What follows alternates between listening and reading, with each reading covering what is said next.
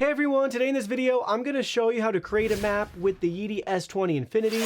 If you're interested in the S20, the link to it will be in the video description. So we've just set this up for the first time. So we're going to enter in and you'll notice we don't have a map created.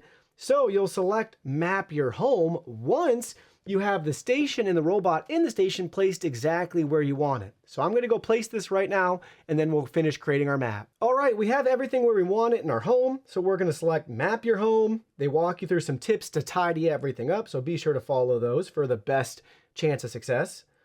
And now we're going to hit start mapping and it's going to go out now and process your environment and map all your rooms.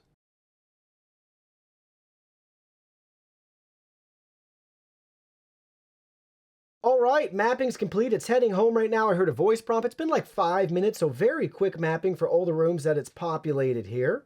Navigating some of the obstacles and vacuums, other stuff that we have out in the studio. But take a look at that. It's making its way onto the station right now. And now it has a little tutorial showing you how to use the map, walking you through some key features. And then if we want at this stage too, we can always go and edit our map if you're not happy with anything here. But I'm looking at it right now. And everything looks good to me as I'm seeing here.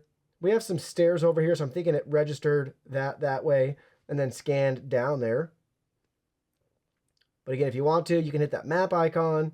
And from here, you can edit your map. Delete an area, add thresholds, move walls, divide or combine rooms. But it has everything how I want it right now. So there's nothing I'm personally going to do. But that's it. Very simple and straightforward to create a map with your Yeedi S20 Infinity.